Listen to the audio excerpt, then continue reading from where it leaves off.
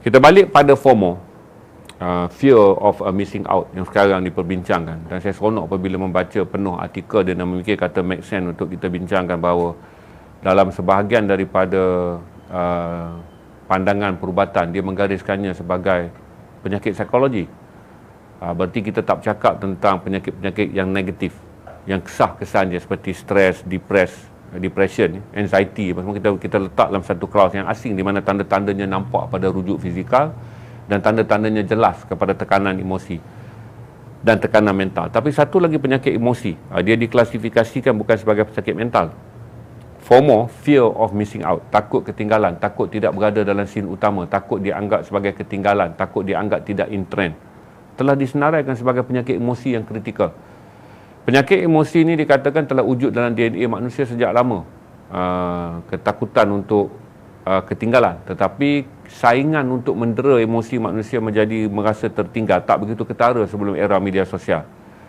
Jadi pada era media sosial, manusia lebih mudah merasa dirinya tertinggal kerana dia mengukur apa yang dipaparkan, atau flex, kita sebut flexing, paparan ataupun mengepak orang-orang yang mengunjurkan kehidupan-kehidupan yang saya sebut sebagai falasi reality di dalam media sosial, menjadikan generasi muda terutamanya merasakan mereka dianggap ketinggalan. Mereka akan dianggap papa, miskin, kerana dalam keadaan yang ada sekarang, flex ataupun fear of missing out tidak diukur dari segi perlumbaan kecerdikan, dia diukur daripada perlumbaan gaya hidup. Menjadikan di Indonesia ketika ekonomi negaranya menjadi begitu miskin, bukan miskin, ketika ekonomi negaranya berada dalam keadaan yang tak bagus, ramai orang kehilangan pekerjaan, ekonomi digital di Indonesia menurun dan merudum dengan teruk, industri tekstil lumpuh, 170,000 orang kehilangan pekerjaan, kenaikan harga minyak. Maka masyarakat Indonesia tidak menjangkakan apabila kumpulan Blackpink pergi ke Indonesia di stadium utama Istora Senayan, dia akan menerima sambutan seolah-olah Indonesia adalah sebuah negara kaya raya. Mereka tak membandingkannya dengan Kuala Lumpur kerana struktur ekonomi di Kuala Lumpur berada dalam keadaan lebih baik kerana kita belum sampai ke peringkat terkesan parah. Indonesia terkesan dan luka kerana mereka kehilangan banyak pekerjaan. Sektor ekonomi digital, kadar pengangguran, kadar inflasi di Indonesia, kenaikan harga minyak. Dan di Indonesia, orang menjadi terkejut kerana apabila datangnya konsert Blackpink dan mereka yang mengikut Blackpink diberi gelaran bling. Orang yang tak bling pun. Kerana dalam keadaan di Indonesia, kayu ukur untuk menunjukkan siapa masih bernafas, siapa masih hidup dan siapa masih bernyawa, terhenti kayu ukur dia di tengah-tengah selepas pandemik ni. Jadi ramai orang tak tahu siapa yang masih wujud dan siapa yang tak wujud dari segi kemewahannya. Maka apabila datangnya konsert Blackpink, dianggap budaya FOMO, fear of missing out, telah melanda seluruh rakyat Indonesia. Orang yang merasa ekonominya terjejas, orang yang mahu orang lain melihat ekonominya tak terjejas, orang yang mahu melihat dirinya wujud, dirinya ada, dianggap telah memaksa diri untuk membelanja tinggi bagi mendapatkan tiket tersebut semata-mata untuk memenuhi apa yang dipanggil sebagai tekanan emosi, iaitu FOMO, fear of missing out. Satu rasa rendah diri yang mereka rasa hanya boleh diubati dan boleh ditebus sekiranya mereka boleh menyiarkan di paparan media sosial bahawa mereka antara masyarakat Jakarta atau masyarakat Indonesia yang still sukses.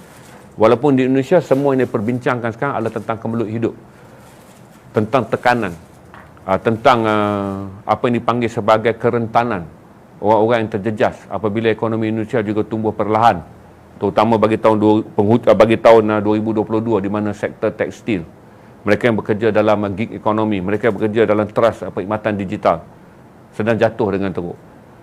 Di Kuala Lumpur, walaupun 60,000 orang hadir dalam konsep Blackpink, dan Blink ni ramailah pergi, kerana saya baru tahu je peminat Blackpink, peminatnya dipanggil Blink,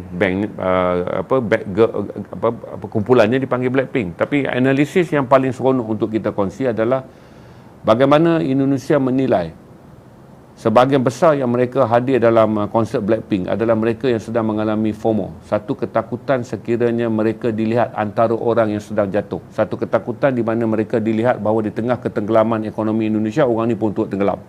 Jadi untuk tunjukkan kepada masyarakat bahawa mereka antara orang yang bernafas, mereka antara orang yang sebenarnya masih sukses, mereka adalah orang yang cool, maka kata peneliti, tiket ni banyak dibeli oleh orang yang mengalami FOMO, fear of missing out. Mereka menggunakan tumpuan media sosial untuk melihat apa yang sedang berlaku dalam konsert Blackpink. Siapa yang pergi, siapa yang mampu beli tiket yang mahal. sebagai satu unjuran masa yang tepat untuk kita hadir dan membuktikan kepada orang bahawa kita masih berada, kita masih sukses dan kita masih steady. Ini antara benda yang menarik diperdebatkan secara akademik di Indonesia, di mana ahli ekonomi, pakar psikologi, pengkritik sosial, tokoh masyarakat mengadakan perbincangan, walaupun sebenarnya hari ini perbincangan yang lebih besar bahawa Indonesia mungkin akan menerima teguran daripada FIFA kerana mereka sedang melobi untuk Piala Dunia bawah 20 tahun. Stadium utama Isnora Senayan dijadikan konsert dan padangnya rosak. Jadi Indonesia lebih takut kerana stadium itu telah dijanjikan kepada FIFA sebagai stadium utama. Kalau lawatan dibuat dengan kesan semalam orang masuk dan berkencah dalam stadium itu telah merosakkan padang dan juga merosakkan kualiti stadium yang dijadikan alat aset utama Indonesia melobi sebagai tuan rumah Piala Dunia bawah 20 tahun. Tapi bagi mereka yang berada daripada luar lingkungan stadium, mereka telah berbincang tentang apa yang dianggap FOMO. Kerana sebahagian besar daripada yang hadir mengikut rakan-rakan dan orang yang sedang berbincang, mereka tahu mereka yang membeli tiket adalah orang yang sedang menderita, artis-artis yang tidak popular yang telah kehilangan daripada arus perdana, penyanyi-penyanyi yang telah pun tidak mendapat tempat, pelakon yang telah kehilangan banyak slot, adalah orang yang paling ingin menampilkan diri. Jadi kata ramai kekenalan pula bahawa mereka tahu kenalan-kenalan mereka yang mana hadir dalam konsert tersebut adalah orang yang sebenarnya sedang jatuh dalam perniagaan, sedang tenat dalam urusan perniagaan, tetapi telah memilih untuk membuktikan di tengah-tengah masyarakat sedang mencari siapakah di kalangan 267 juta rakyat Indonesia yang mampu membeli tiket. Saya fikir Stadium Istora Senayan boleh memuatkan 100,000, kerana Stadium Bukit Jalil 60,000 je. Istora Senayan boleh memuat dulu dipanggil stadium tu boleh memuatkan 100,000 penonton. Jadi hari ini saya bincanglah dengan tuan-tuan sepintas untuk lihat FOMO, supaya kita ambil pengajaran bahawa satu analisis yang saya baca rupanya di UK dan di Barat dibincangkan secara bahasa Inggeris dengan meluas, termasuk di Amerika. Malah ada artikel pun yang telah menulis tentang FOMO dalam media sosial sejak 2017. Dan kemudian kajian akademik yang mengklasifikasikan supaya ibu bapa melihat anak mereka yang mengalami FOMO sebagai orang yang mempunyai penyakit emosi walaupun dia tak sampai ke garis penyakit mental.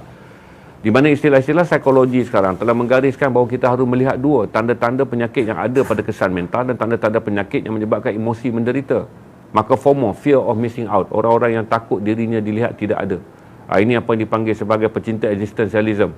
Orang yang nak membuktikan dirinya ada. Aku ada maka aku ada. Untuk membuktikan keangkuhan diri mereka dengan mengatakan bahawa dengan wujudnya kekayaan dan kemampuan mereka flexing ataupun menunjuk-nunjuk dengan mengadakan diri mereka sebagai salah satu daripada subjek apabila satu peristiwa mula mencari dalam peristiwa tersebut siapakah yang mampu dan siapakah yang mewah.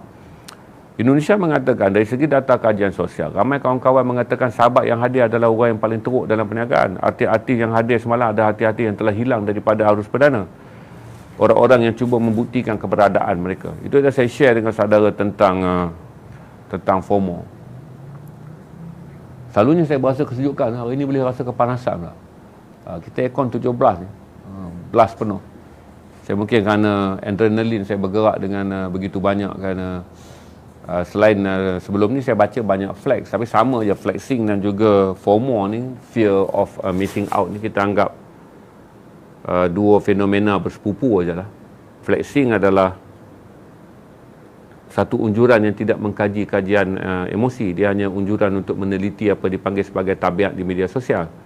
Manakala FOMO, fear of missing out, telah pun dianalisis secara psikologi, di mana 2 atau 3 ahli psikologi yang saya baca, sebab saya tak boleh run through semua artikel dia dalam bahasa Inggeris dan bahasa Malaysia, 2 daripada 3 ahli psikologi menggariskan ibu bapa ataupun individu yang mengalami flexing, yang mengalami FOMO untuk mendapatkan rawatan, kerana ini adalah sebahagian apa yang mereka sebut sebagai gangguan emosi. Walaupun dia belum diklasifikasikan sebagai gangguan mental yang memerlukan preskripsi perubatan, tapi FOMO masih lagi dianggap sebagai sesuatu yang memerlukan kaunseling, pemulihan, kesedaran dan juga berubah sikap, supaya orang yang mengalami FOMO yang melakukannya secara tidak sedar, tidak merawat penyakitnya yang sebenar, iaitu kegagalannya dalam hidup, tapi dia sedang merawat penyakit yang tidak benar, iaitu membuktikan dia bukan orang yang gagal dalam hidup. Jadi ada diskusi akademik yang sangat kompeten, yang sangat relevan untuk kita semua ambil alih, dan untuk semua kita ambil berat dengan memahami bahawa apakah kita sedang mengatasi masalah untuk menyembunyikan masalah yang sebenar, atau kita patah balik untuk mengendalikan masalah yang sebenar kita alami. Ada soalan tak, Noah? Adakah FOMO ni sama seperti gila glamour?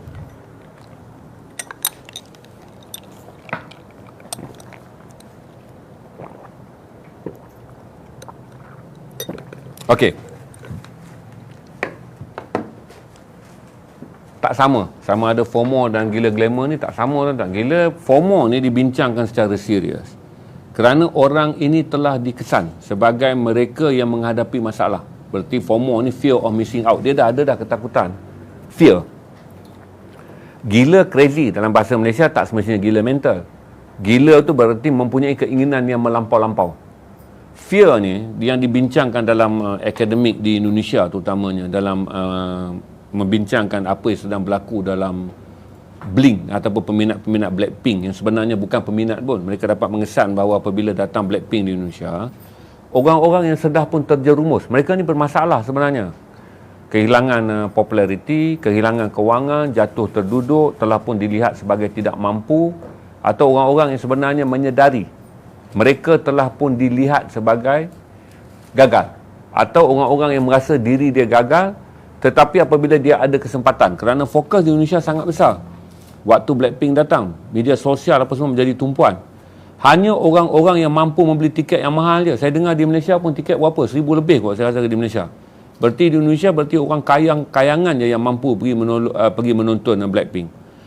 Maka yang menjadi perbincangan di Indonesia bukan peminat yang banyak pergi. Pergi adalah orang-orang yang menyedari bahawa inilah masa yang sesuai. Kalaulah selama ini orang beranggapan aku gagal, bisnes aku teruk, aku pelakon yang tak laku, aku penyanyi yang lagu aku dah tak nak orang dengar, aku seorang yang tak ada lagi show, aku seorang individu yang gagal, aku seorang yang apa saja. Yang menjadi masalah perbincangan mengenai FOMO, fear of missing out. Orang ni dah missing out tapi dia timbul fear. Dia memang gagal. Dan dia mengalami ketakutan luar biasa dalam menangani kegagalan dengan melawan realiti.